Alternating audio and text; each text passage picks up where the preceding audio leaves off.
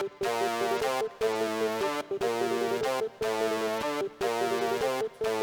two, three, four, five. Top 5 Gaming Podcast, Woo! Episode 7. Hello. Casey's excited. No, I'm not. We're together. We're using the same mic, like best friends. Great. Let's give away all the behind the scenes work, shall we? Sure. Okay. How about that long lost episode, huh? This is our third Zelda topic in a row. The end of Zelda month. The end of Zelda month. We're doing our favorite Zelda games, top 5 Zelda games for each of us. I think we're going to end up having like a few more Zelda videos about our impressions on Breath of the Wild. Wet. Yeah, I mean, yeah. I think that it'll be nice. We have a 20-hour video coming up, and then we're going to be doing our top 5 moments of Zelda once I'm finished with it. Casey's already done. But anyways. We have a 20-hour video? No, our 20-hour impressions.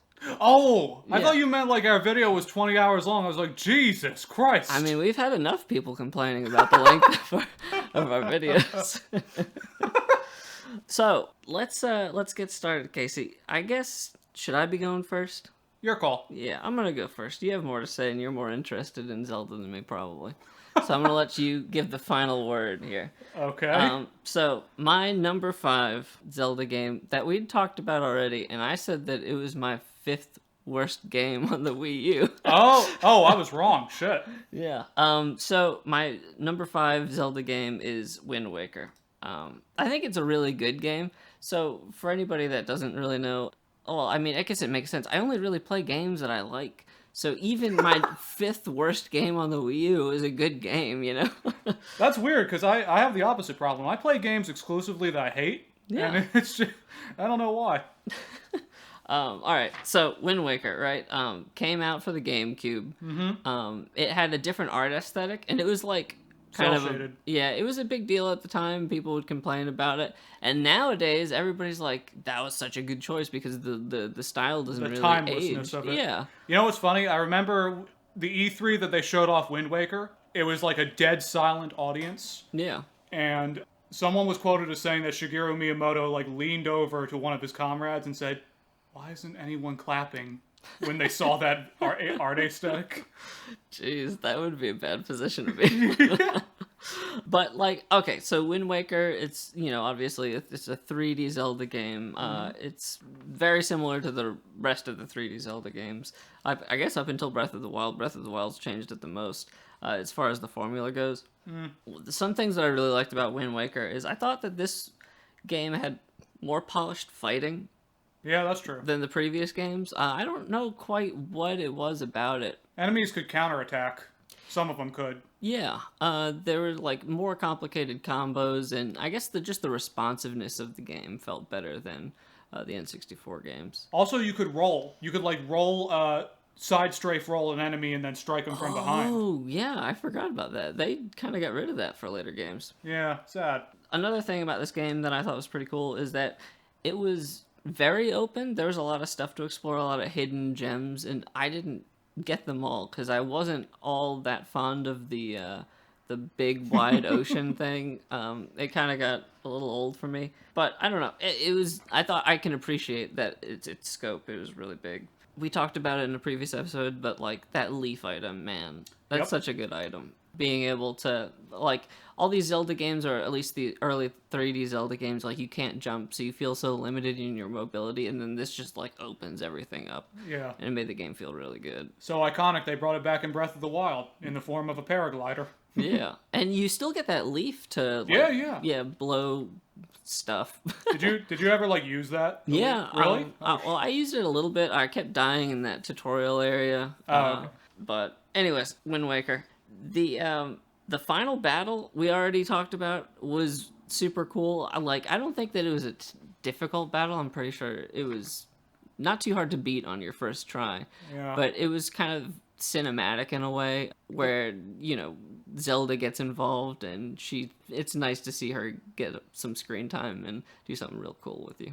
The fight before the final battle, I remember being harder, because you had to fight, like, those puppet mannequin Ganondorf forms. Yeah, it was like that. a puppet face or something like that. Yeah, and a, like, giant caterpillar thing that fucked your shit up royally. Yeah. There's a really cool callback to Ocarina of Time that I thought was neat in Wind Waker. You kind of go underneath the ocean at one point, and then there's like this Hyrule castle. And it's like destroyed, and like there's even a statue of the hero of time and all that. Yeah, that fan service I really appreciated at the time. Yeah. And I played it on the Wii U, the HD version. I guess that's obvious. If I was saying that it was a Wii U game, and I don't know, it was a lot of fun. One other thing that I thought was really cool, we already mentioned again because I guess we'd been doing this pretty much all month. Are you as sick of it as we are?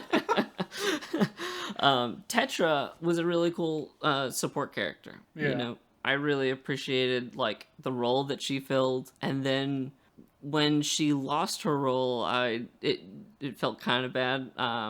You find out, of course, spoilers.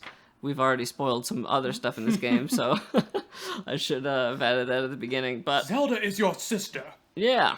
So Tetra is Zelda, and then as soon as you figure that out, then she like loses her role as like this cool badass swashbuckling chick. Yeah. With her own clan of people following her. They're just like, you just sit here, dear, pat your little hand, and we'll be back once the men have finished it all. Yeah. Yeah, she was a really neat character. But yeah, that's pretty much what I have to say about Wind Waker. It was a good game. But why is it your number 5? Like, what's it do that kind of fails it from getting higher? yeah, there's a lot of time-wasting stuff that I thought in a lot of the puzzles. Yeah. And the game was pretty easy. I think overall this is the easiest 3D Zelda game. Yeah, I think that would be an accurate statement. I can't talk about Skyward Sword because I hadn't played it, but I think that Wind Waker, outside of Skyward Sword, is the easiest. Wow, damn. I would have said Twilight Princess was easier than Wind Waker, but... Really?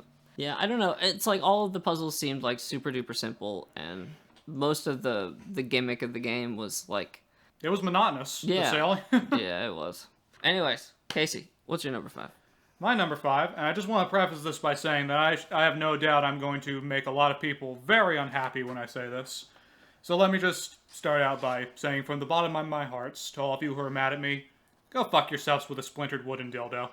Starting it off great. Yep. And my number 5 is The Legend of Zelda: Breath of the Wild. Okay. Yes, the latest Zelda game featuring a big open world that you can explore from the get-go. Things that I really... And you've been playing it. I have beaten it.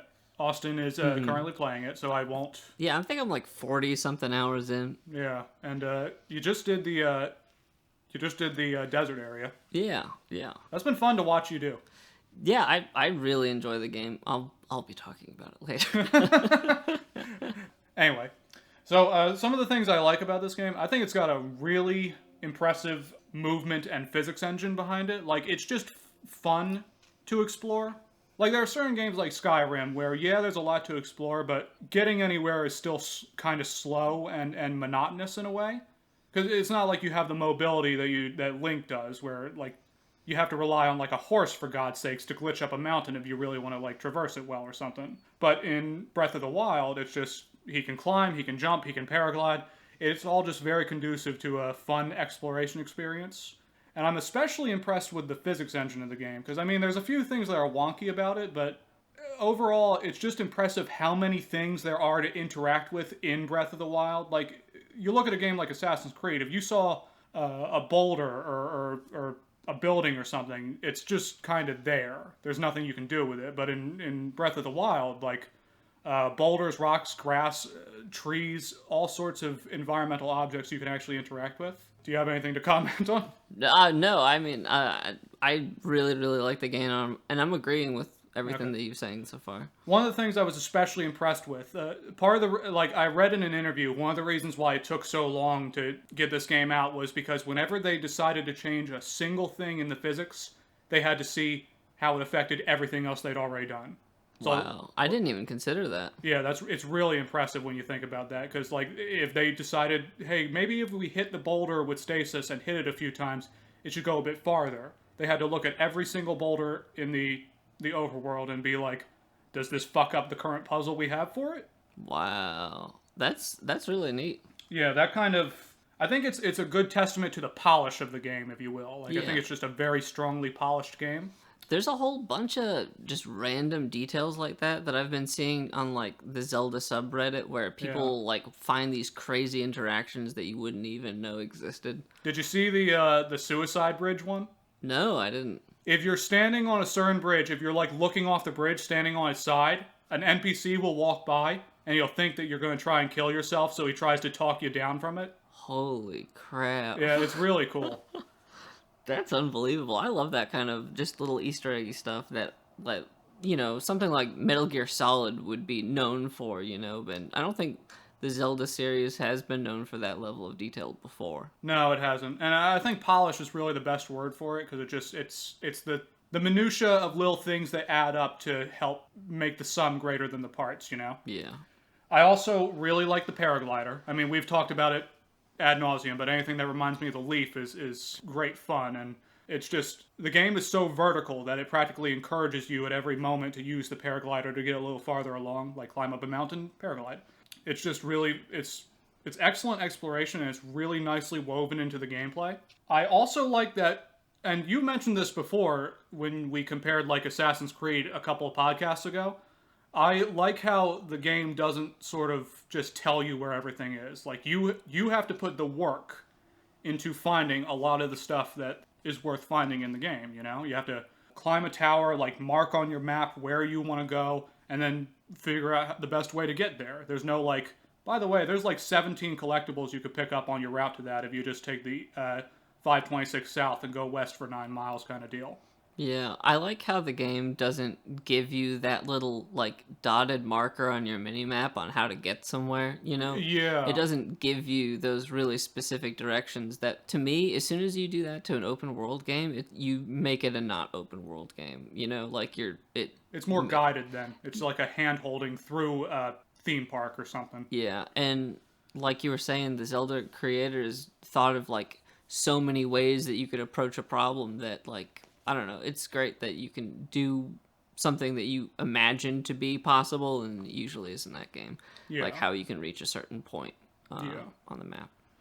Yeah, I mean, so that's all that I like about Breath of... Well, there's other things to like, of course, but just going into why it's my number 5, and it contrasts nicely with what my number 1 is, which some of you may be able to predict based on the last podcast. But one of the problems with Breath of the Wild is that it's repetitive. Like, frankly, if you've seen one forest in the game, you've seen them all. If you've seen one bokoblin camp, you've seen them all. I mean, yeah, they might be laid out differently, but you're still fighting the same enemy types in the same arrangements, whether it's desert, ice mountain, forest, anything. And also, like, if you've seen one of the little towns, you've seen them all. I mean, I know that there's certain unique towns, like the Gerudo one, but there's all these, like, little mini towns that are like horse stables and stuff, and they all are exactly the same, bar the NPCs, most of which I don't find particularly interesting. On top of that, and I think this is Breath of the Wild's largest problem, it is really, really bad at rewarding and incentivizing me to explore. I've lost count of how many times I put the effort into doing something in that game, only to be rewarded with either rupees, which quickly become valueless to me, or they reward you with weapons or items or whatever that you can't get attached to because they're going to break. Or they reward you with materials that you don't care about because, once again, they're mostly just for money. And on top of that, the game, it really doesn't have much of a story to start with. Like, it's the classic Zelda fairy tale of go save Princess Zelda, she's in trouble, and go get these people to help you. And yeah, you can approach it your own way, but the basis is still the same as previous Zelda games. And to me, it's not... The characters aren't that compelling. The story itself is not that compelling.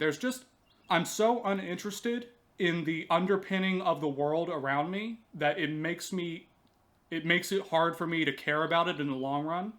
Like, the first couple hours of the game, I was really into the exploration aspect. But as I played, as I started caring less about why I was doing it, as I started realizing the rewards were never going to get any better than just the opportunity to upgrade my health or stamina, it just started to go from being an explorative adventure to just me obsessive-compulsively trying to find every shrine I could just to see how many of the 120 I could find, or something like that, I think that, in and of itself, is my big issue with Breath of the Wild. It's a game that emphasizes more the journey than the end, which I can respect, but I prefer a bit of a balance between journey and end, and I don't think Breath of the Wild reaches that.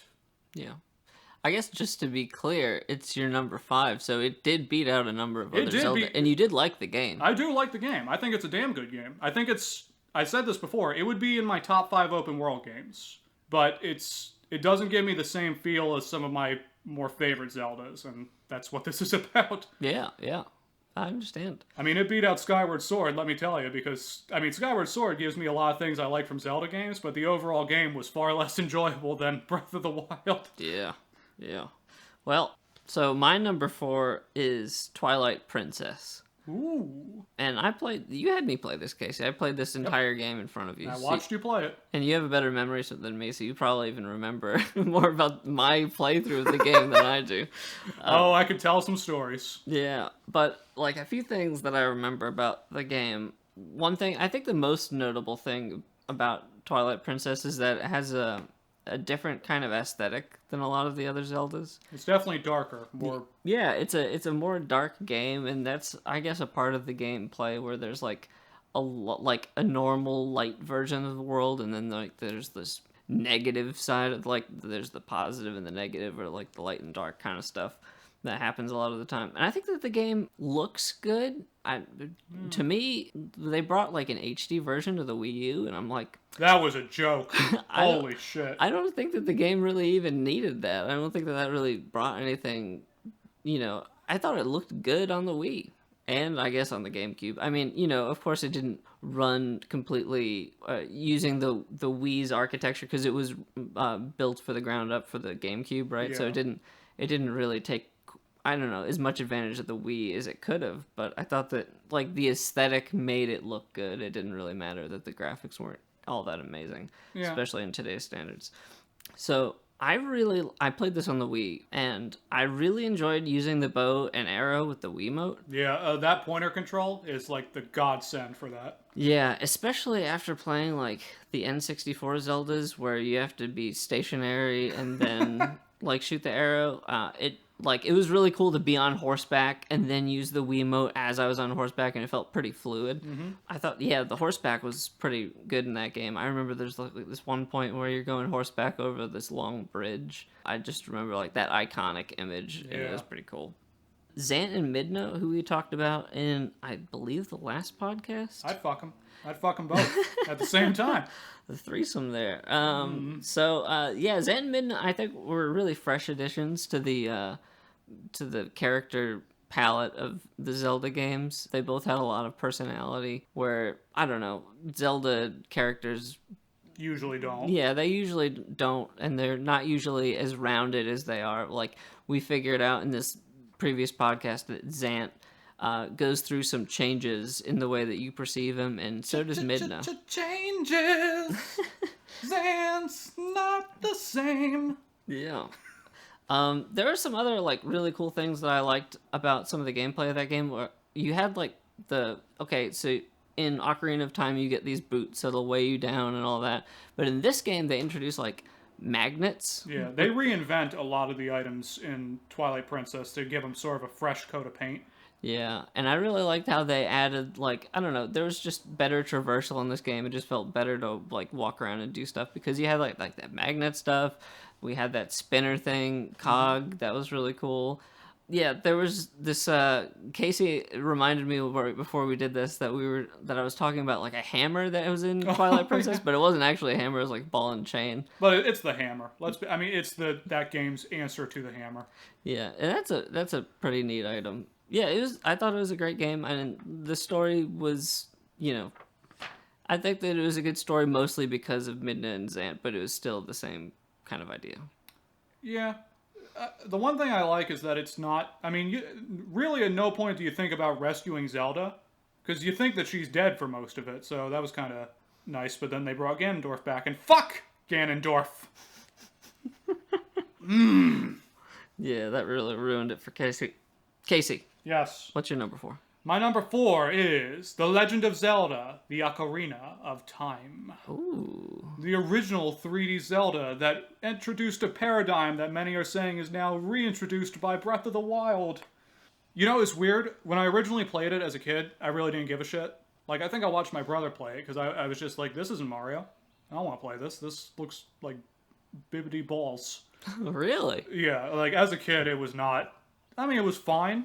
I was fascinated when I was a kid by it. Yeah, it's weird. Like you'd think I would be, but it was in that phase when I still hadn't really become a gamer per se. It was more like games were just like a thing to kill time between the cradle and the grave, rather than an actual hobby to be passionate about. Mm-hmm.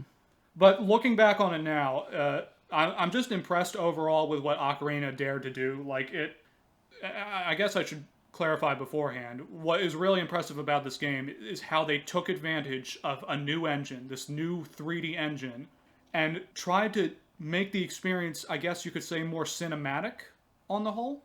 Like, just with the atmosphere, with the fact that there's like more story to it, for better or worse. The fact that you could now like make dungeons more vertical. It all just lends itself to a more engaging experience, I find, compared to like Link to the Past or something like that. Mm-hmm. Yeah, all of you can bitch at me later.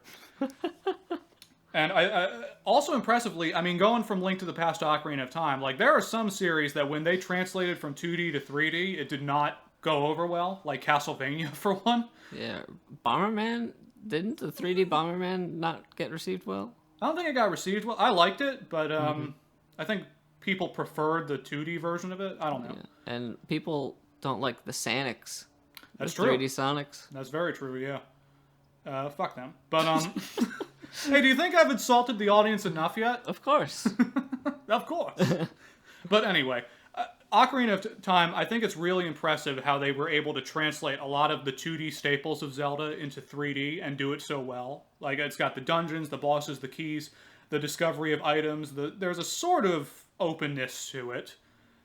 And it's all taken straight from Link to the Past, but it's translated well to 3D, I think. Yeah. And, well, I already said this, but it's the first Zelda game that I think features a really strong presentation. Presentation being like the visuals, the music, the narrative, that kind of shit. And I think Ocarina of Time really impressively melds gameplay with that. Because, like, you go into a dungeon, and yeah, there's a lot of fun things to do in it, but it's also just the atmosphere. Like, when you first go into that forest temple, and it's like that one hallway that turns upside down, and it's like, what the fuck is going on here? Holy shit, I'm fighting a guy who's going between paintings and shit like that. Yeah, I agree with everything that you're saying, Casey. The things I don't like about it, there are certain puzzles and solutions that can frankly fuck right off for how oblique they are. Fuck Darunia and his stupid desire to hear Saria's song, or whatever the hell that is.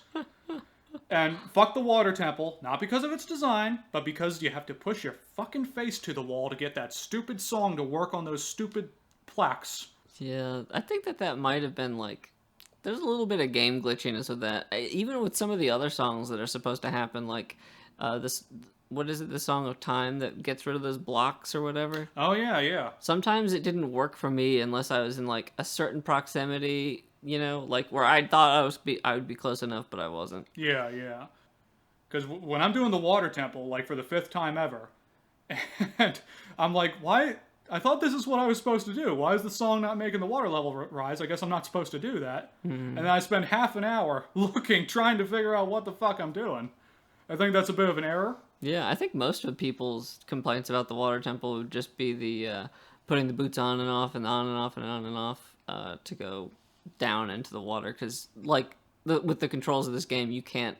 Well, I mean, you can actively dive, but it doesn't go for very long, and you come back up. So the game kind of forces you to use those heavy boots to go down at the bottom. Well, and that's the other thing. I'll say, Ocarina of Time, and, I mean, this has been true for a lot of Zelda games, the inventory...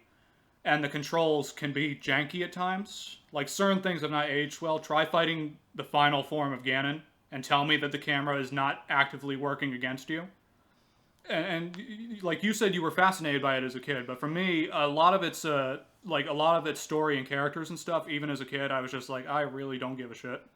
And to this day, outside of, I think, Saria and a couple characters in there, I think most of the characters and story is just superfluous bullshit. Mm-hmm. That's how I feel about pretty much all the Zelda games. Fair enough. No, I mean, most of them do have a lot of superfluous bullshit, but this one I thought really had a lot. Yeah, it didn't connect with you, really. No.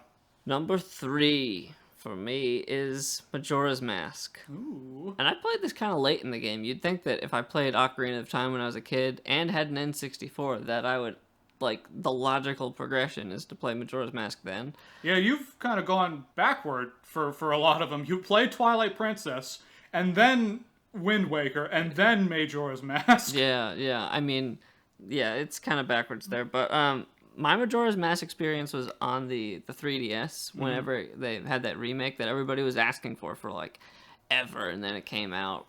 So I was super happy that it did because, well, I didn't want to have to emulate the thing to play it because you talked about it so highly for so long that I knew that I had to play it at some point. So Majora's Mask came, of course, out after Ocarina of Time on the N64. 1 year after. Yeah, it was pretty quick, and it was like weirdly received. I think Ocarina of Time was so well received that for some people, if you change much or too much, or what they perceive might be too much, then they're going to have a negative opinion of the game. But it had a much darker tone than Ocarina of Time. It had like pretty much the exact same controls, but it had a different gimmick to the game. So they had this time limit that forced you into playing the game like efficiently. Yeah, efficiently and strategically.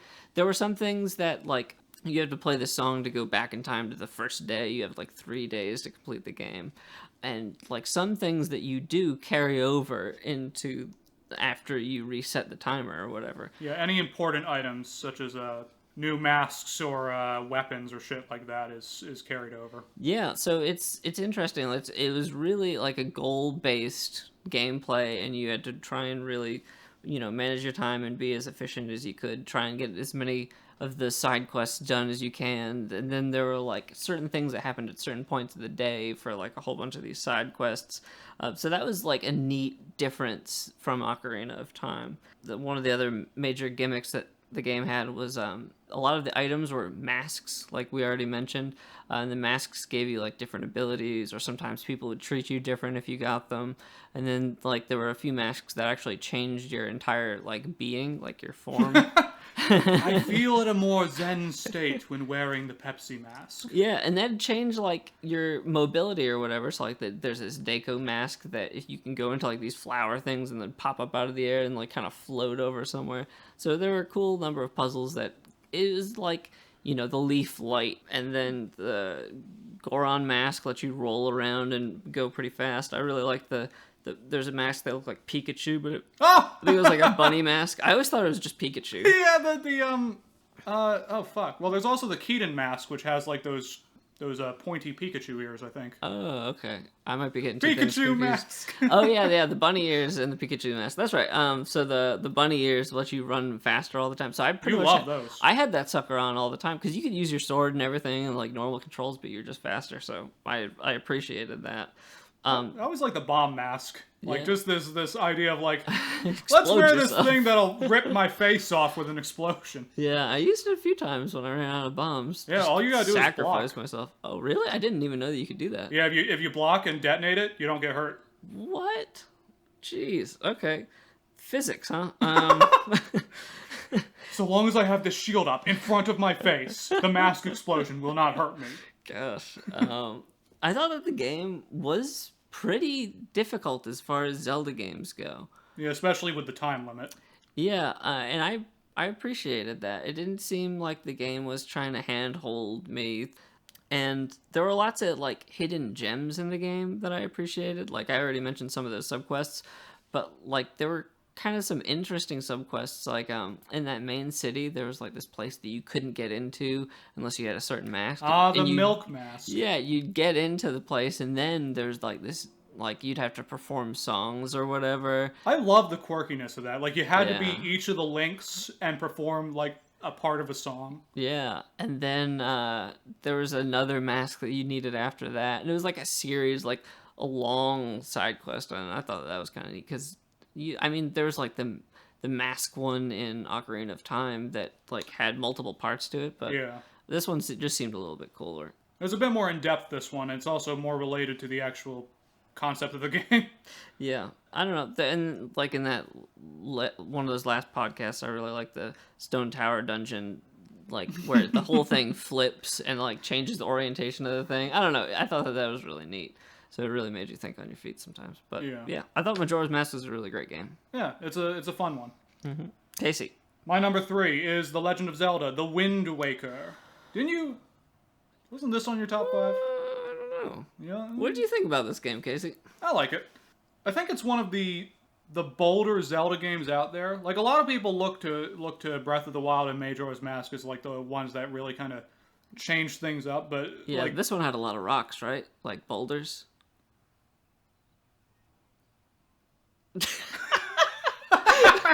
I gotta remember to keep that silence in there. I'm just gonna have like a little ellipses pop up as Thinking, comprehending. but and I just got what you said. Oh my god. I have diabetes. Okay. But anyway, I think it was one of the braver Zelda experiences, because like not only did it like take a risk with the graphics, like its structure was pretty damn different from most Zelda games too. Like, it's a lot more open, like it's all about sailing. There's not as much clear-cut like landmarks to base yourself around, so it's kind of a more nebulous experience, if you will. And I also thought it had some interesting gameplay alterations, like the fact that you could briefly control other characters, and that there wasn't so much emphasis placed on item discovery, because, correct me if I'm wrong, Wind Waker has one of the smallest item assortments of any of the Zelda games, I believe.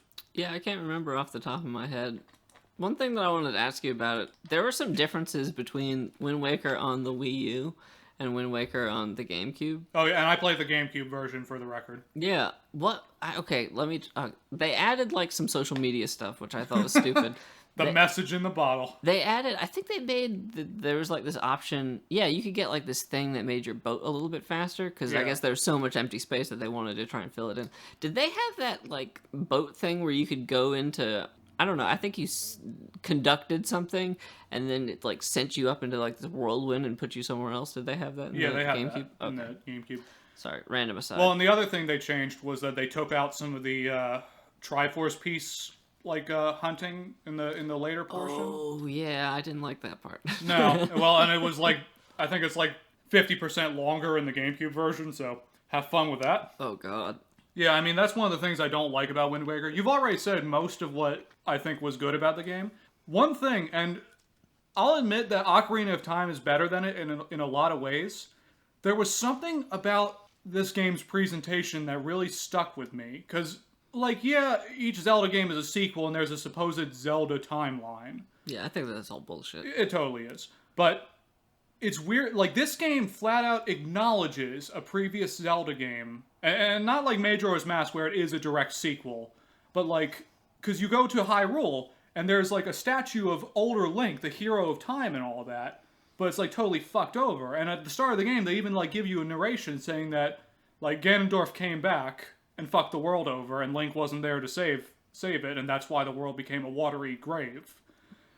And there was just something kind of like fascinating about that acknowledgement that this is like a ruined kind of failure of a world, kind of like in Breath of the Wild. And there's something, just like stuff like that, and the game's presentation in general, I think really help escalate it for me. But I will fully admit, it's got quite a few flaws. I think it can be monotonous. I think its item selection is one of the weakest of Zelda, ironically enough, considering how much we like the Leaf. Yeah. And we've already commented on it. Zelda's totally wasted as a character by the second half of it. Yeah. So for Ocarina of Time and Wind Waker, they're pretty They are close together, but you just connected with the aesthetic a little bit more, or like the characters and all that of Wind Waker. Oh, the characters really didn't matter to me much. Like, Zelda, okay. I think, was the only character. Well, and Link's sister, I guess, but that was just more a motivational piece than anything.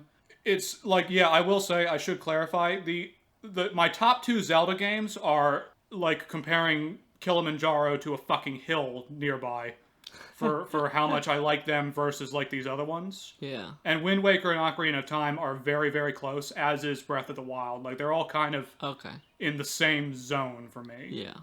I get it. I got you now. Please. So, my number 2 is Breath of the Wild, a game I haven't even completed yet. Wow, actually, I think I've been off on almost every fucking one of my predictions for you so far.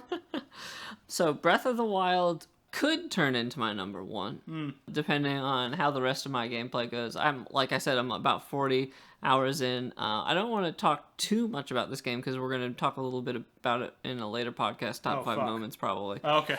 I agree with pretty much everything that you were saying. The thing about this game that makes it so good for me is that I just love exploring in it. Yeah, and it's very conducive to that. And I love how the game doesn't tell me how I'm going to explore it. Yeah. And it doesn't handhold really at all. Well, and as a sheer testament to his openness, and I expressed surprise at this before, like, your first place that you went to was the fucking Gerudo Desert. And I would be curious to see how few people actually chose that as their, like, first locale. Yeah, well, I guess, so I did go to the Kakariko village first. Right, but there's, like, those 4 marks on the map that you can go to, and you opted for that one first, which I was very impressed by. So this game has, like, 4 dungeons, of course. I ended up going to the Gerudo village first, just because, I don't know, for some reason it felt like I wanted to complete the bottom half of the map first. Yeah, that makes sense. And I could tell that the game, like, there was really sharp difficulty, like, climb. Molduga. Yeah, getting up there. There were, like, a whole bunch of those black bogoblins, is that how you say it? Bogoblins? Well, yeah, I'm just surprised how open you are. Yeah, so, like, okay, so we have, like, the normal red ones, and they only take a few hits. The blue ones take more hits, and they do more damage, and the black ones, they'll, like, pretty much kill me in one hit. Yeah, they fuck shit up. So I've beaten, like, you know, a number of them, but I did avoid a lot of fights. Mm-hmm. Yeah, so most of, like, what I have to say about the game, like, you can play there's only 2 things apparently that you have to do in this game that I've heard about. You have to complete the tutorial area, and you have to kill Ganon. Oh yeah, okay. To beat the game. You don't have to do all the, like, this extra stuff, but it's, like, next to impossible to actually beat Ganon without doing any of the side stuff. Because, like, even getting there, you'll just get hit and, like, killed in one hit because these, like, laser spider creatures will just fuck your ass up. Laser spider. Yeah, so, like, you build up your own, like, power, you make your own story, like, you get stronger or whatever to fight Ganon, you learn, like, all these memories or whatever. I've only gotten, like, I don't know, like, 4 of them. And what were you saying about... You said something that made me laugh really hard. What the fuck was it? I don't know, but Zelda was, like, an asshat. That was it! You were just like, hey, I found a few of those memories, and Zelda's kind of a cunt, isn't she? She's like, do you know how to use that sword?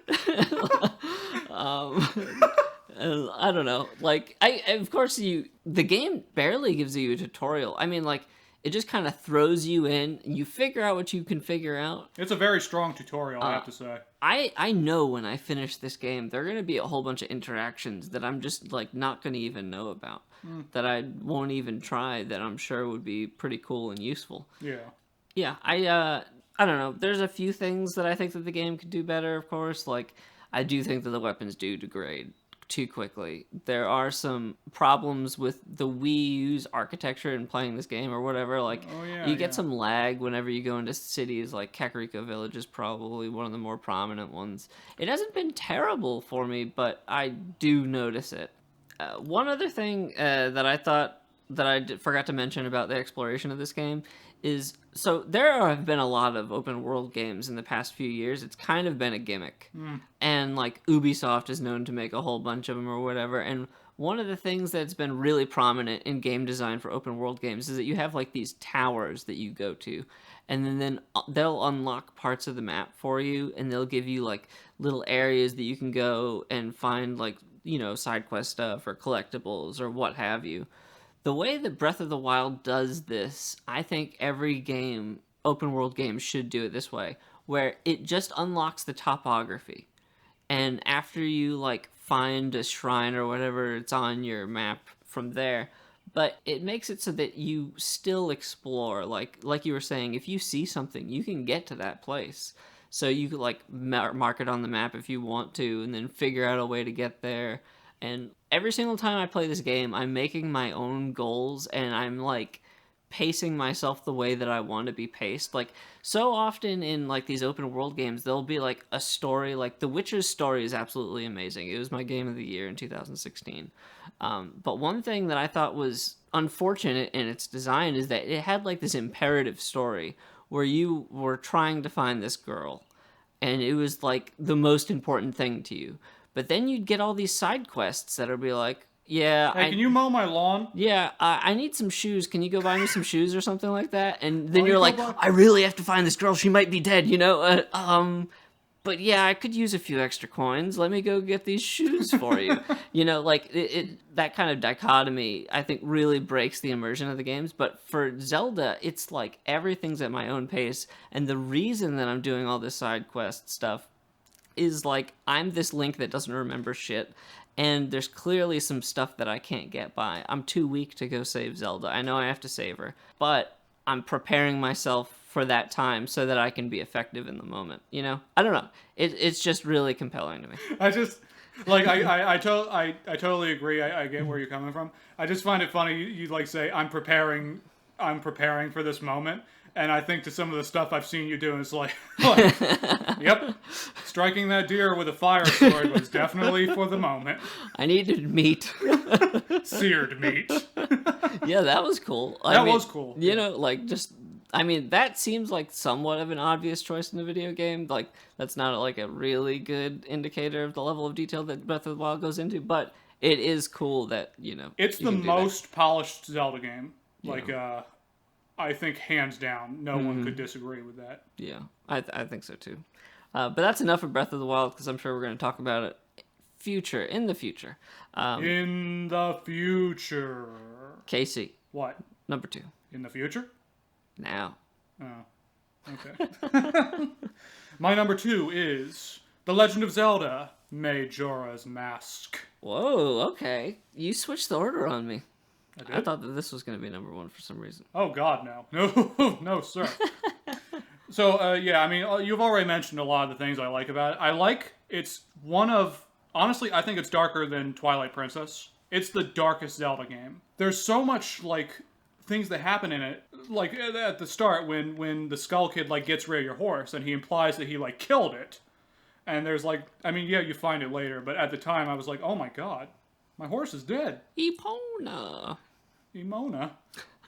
And also just the underlying story itself is horrifically dark, because it's just like you are going through this world that in 3 days' time is going to be completely annihilated. Everyone in it is going to die, and there is nothing you can do about it. Every time, like, even if you save one portion of the world, you have to go back in time, so you left the rest of that world to die, and then you have to go back in time and let that portion you saved die for the benefit of another world. There's just a very overall dark underpinning to the entire story that's just kind of like disarming in a lot of ways, especially when you think of how light-hearted fantasy Zelda usually is, if you know what I mean. Yeah, I mean, it's completely I don't know, opposite aesthetic to Ocarina of Time.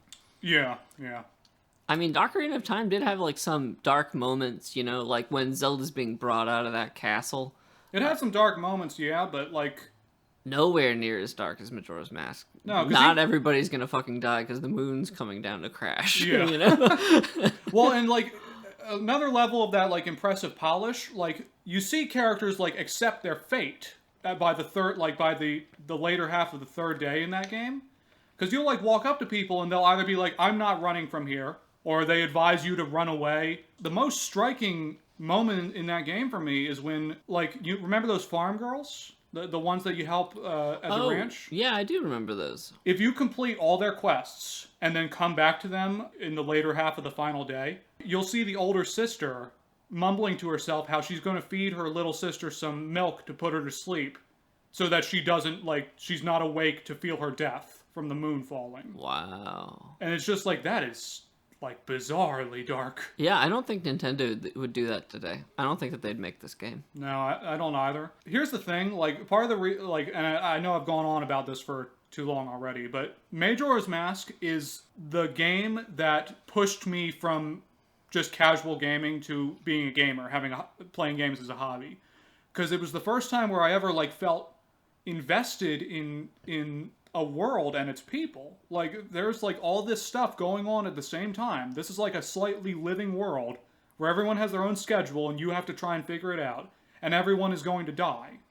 And even like the main villain is a tragic character because he's just a kid who was like left alone and then is like tainted by an evil power kind of thing. And it all just fascinated me as a kid. And this was like Ocarina of Time didn't fascinate me as a kid. This did. But going off of all that, another reason I really like this game is the mask mechanic. I think it's really clever how you can change, like, because I think everyone would like to play as a Zora or a Goron at one point or another. Yeah, I mean, they're totally different, like, physiologically, and it'd be kind of neat to see how that works out. Yeah, and their movement systems are, like, each form of Link has a definitive advantage and disadvantage.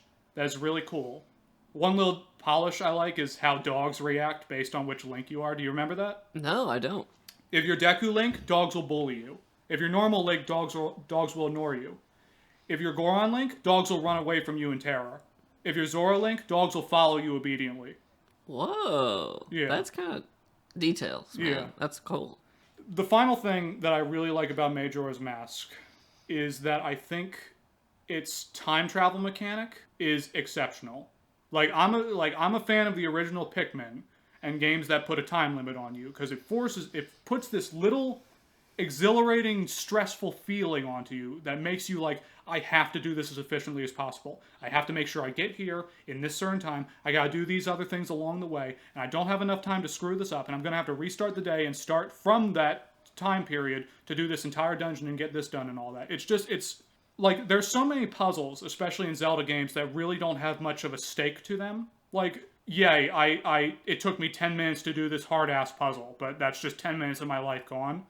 In Majora's Mask, there is, like, a constant puzzle in that you must be efficient.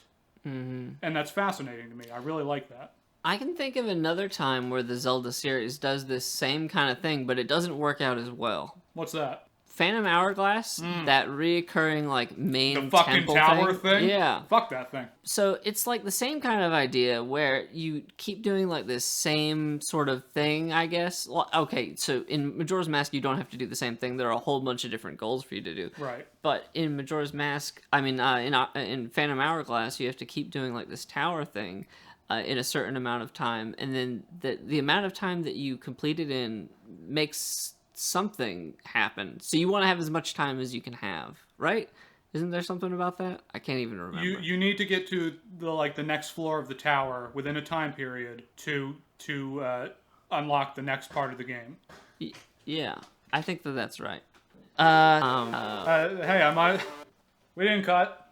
So once you reach the next part of that tower, after it opens up the next part of the game or whatever, you'll get a new ability that allows you to go through that tower a little bit faster. But you have to do the whole thing again. It's so obnoxious. Well, I guess you don't have to do the whole thing again, but you need to do the whole thing again eventually so that you'll have enough time so you can make up for all the inefficiencies that you had earlier. Yeah, and it's repetitive, it's obnoxious, it's not that fun. Yeah, and the reason that it's not as fun as Majora's Mask, where you have to go back in time and do this, like, it's because you don't do the same things in Majora's Mask, and you learn how to be more efficient. Like, there's still the efficiency aspect in both, but Majora's Mask has so many other options for you to do. It's also more lenient, I find. Like, I mean, yeah, there's certain things you have to do at certain times, but, like, there's always other stuff you could be doing if you fail that or something. Yeah. So, I don't know. I think that's just another way that Majora's Mask's design was just way better. Yeah. There are, I mean, some of the reasons why Majora's Mask doesn't make it to number one. It's got the least number of dungeons, and you know how much I love me a dungeon. And this is probably because of the amount of time that they had to make the game, right? Yeah. Fun fact, it came out a year, like Austin said. You want to know why?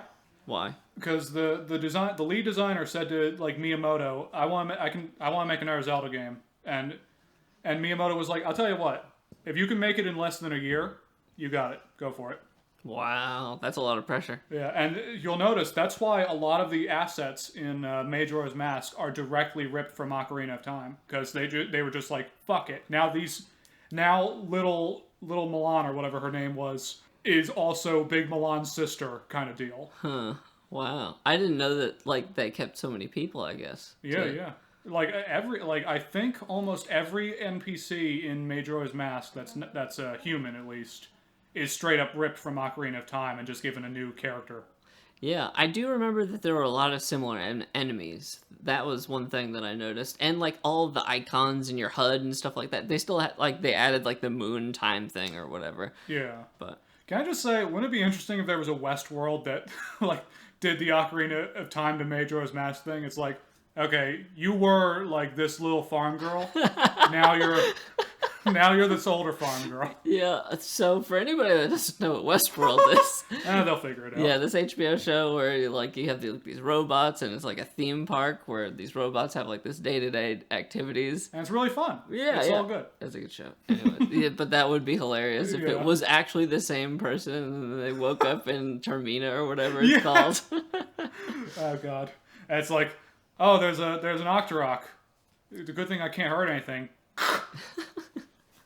Wait, I was just at Long Island Ranch. Why is there a moon here? Doesn't look like anything to me. Okay. That's good, case. Thanks. I write the comedy for the network. That's appreciated. You can shake my hand. Oh, you mind. I'll shake your hand. Anyway. Also, I have to say, some of the masks and some of the side quests in Majora's Mask are obnoxious. They are oblique and obnoxious. Like, the one that will always stick in my mind is to get that frog mask off of that Goron who's, like, shivering in the ice peak. Do you remember this? No. You walk on by in the ice world area, and a Goron calls you down. It's like, hey, I feel like I'm gonna die. Can you feed me something real quick? If I could have one more taste of that hard thing. You don't remember that? Did you have to feed him a rock or something? You had to feed him a specific rock that was found in a rotating chandelier that you could only make rotate after you lit all of the fires in the Goron Palace. Oh, I did do that. Yeah. I remember that. Was that something that you had to do in the game? To get all the masks, yes. Oh, okay.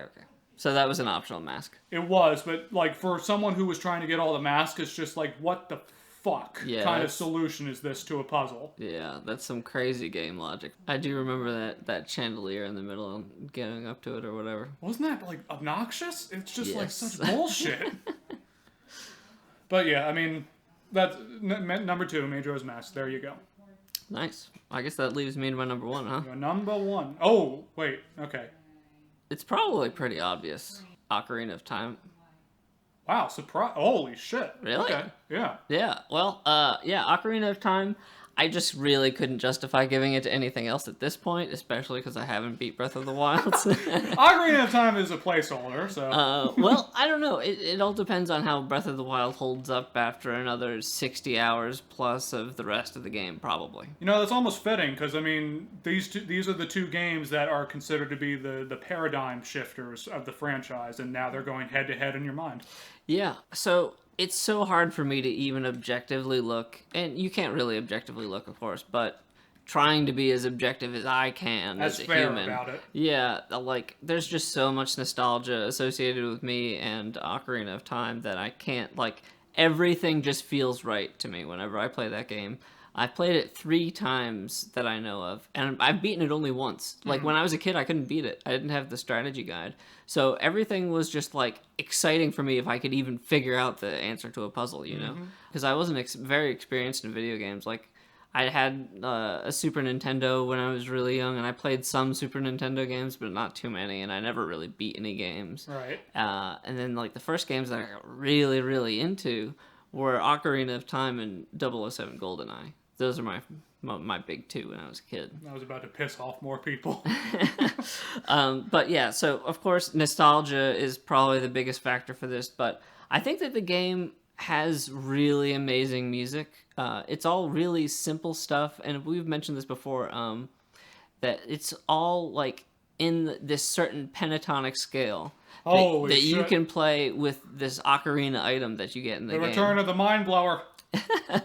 And like just the fact that it's that the music is so interwoven into the gameplay, and like every one of those themes is really memorable. All those dungeons were super memorable, like what you were saying, getting into the forest temple, like that music, those spiders that come down, the pose that you get, those lights that go that turn on or whatever, the corridors that flip, those hands that come out of the ceiling, like Yeah, I mean, we referenced that one an awful lot, but a lot of the dungeons had very unique things about them. Like Goron one, you had to free imprisoned Gorons, and yeah.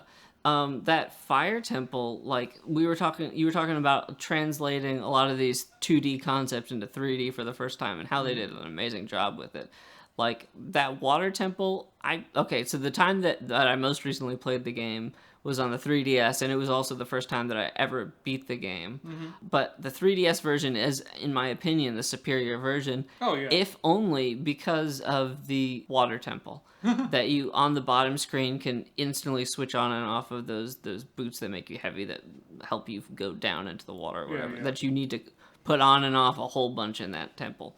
And one other thing that I was going to say about the dungeons is that there's another like vertical moment that I thought was really cool, is the fire temple, where you had like these pillars that you'd smack down with the hammer or whatever, and they'd go down like 2 different levels, and they'd change the environment down there. I always thought that part was really cool. And, like, you're on top of the thing when it falls, and I'm like, I'm gonna die.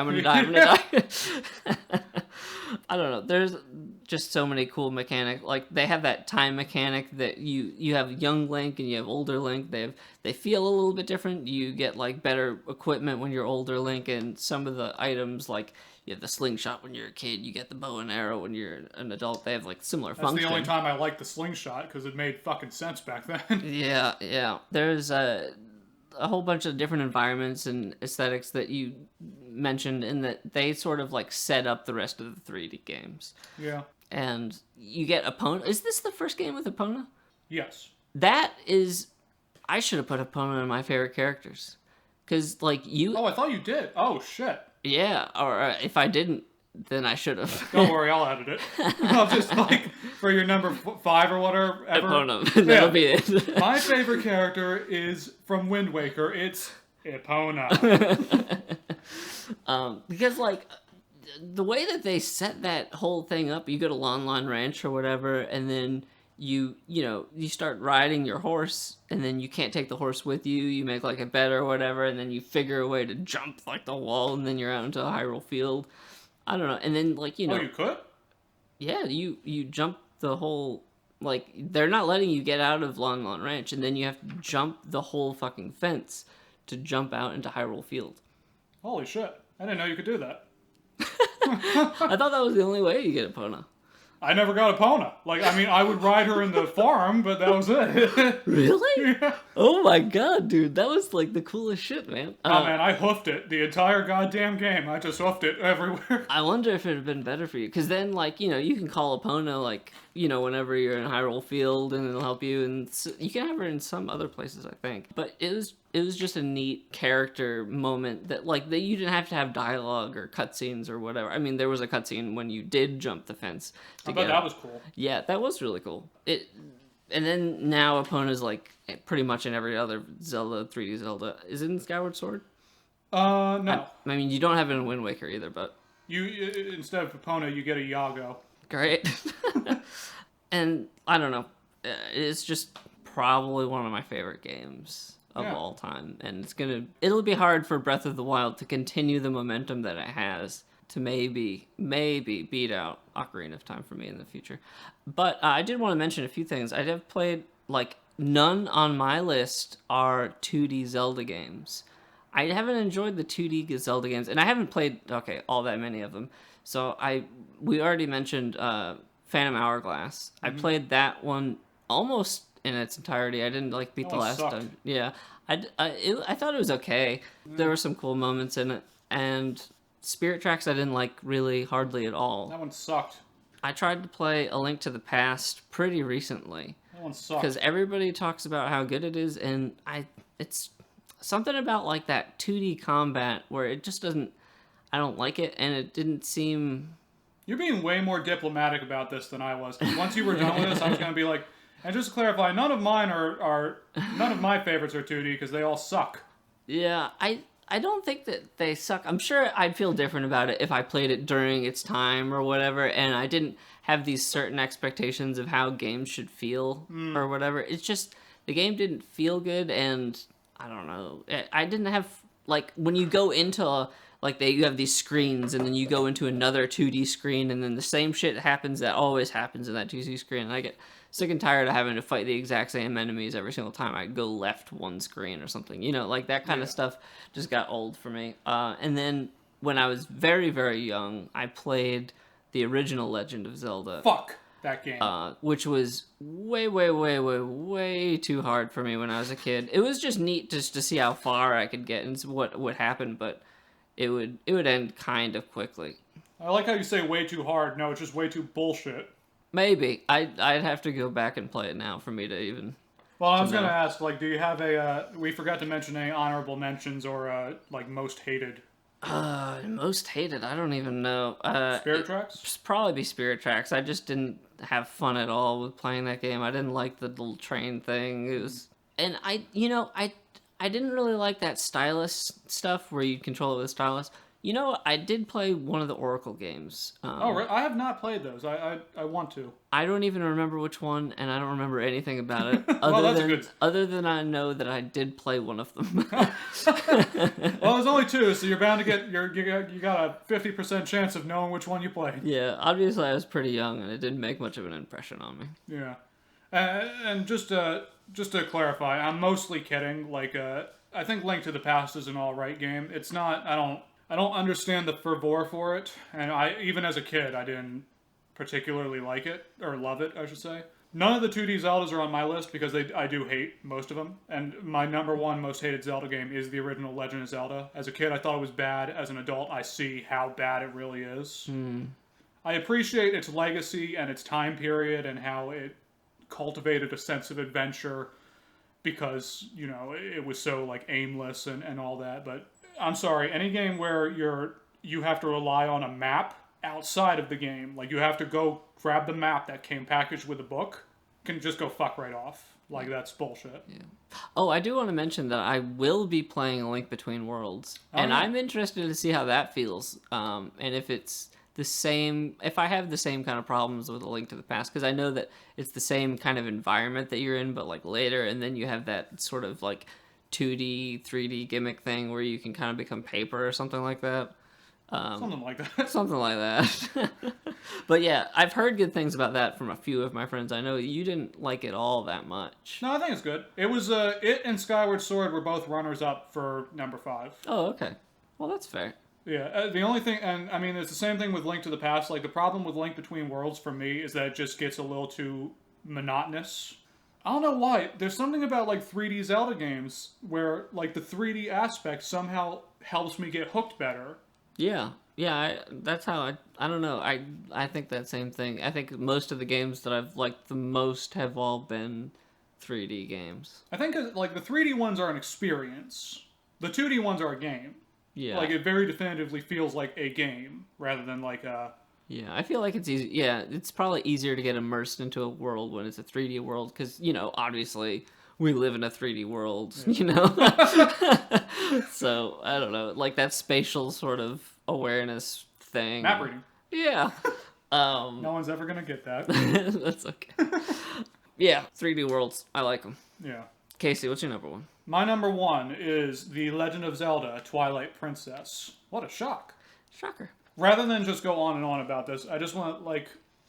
Here's what I like most out of Zelda games. Everyone gets their own thing from Zelda games. I think we can all agree that the primary aspect of any Zelda game is that it conveys a sense of adventure. Thing is, everyone gets that sense of adventure in different ways. For me, what really sells me on Zelda games are 3 things. The narrative, and most of the Zelda games don't do that well, so that's why most of the Zelda games aren't that high up on my list. The items that you find, because I do like that, like, feedback loop of, like, discovering something for your hard work and then, like, suddenly opening up new possibilities. And then the last thing are the dungeons. I love a good Zelda dungeon. Like, the dungeon is the sense of adventure for me. Like, because you go into a dungeon and it's like this mysterious new world that you have to figure out its rules and what's in it and all that, you know? Mm-hmm. And for me, Twilight Princess is the strongest in all 3 of these things that I love. Like, it's got the strongest story of any Zelda game for me. And I do get legitimately hooked onto it. Like, I fucking love Midna. I love Zant as a villain. There's other characters, too, that I think have I mean, they're not the most complex characters, but there's a lot of characters in that game have their own arcs and shit. Like Colin, the little boy who starts out as a coward, but then you save him and he decides he wants to be a hero like you, and he even, like, commits an act of bravery that nearly gets him killed. There's that Lord Bulbin, that silent minor antagonist I mentioned in the last podcast that talks at the end and it kind of blows his character open. Yeah. And there's other characters too, but I think overall Twilight Princess has the most compelling story for me.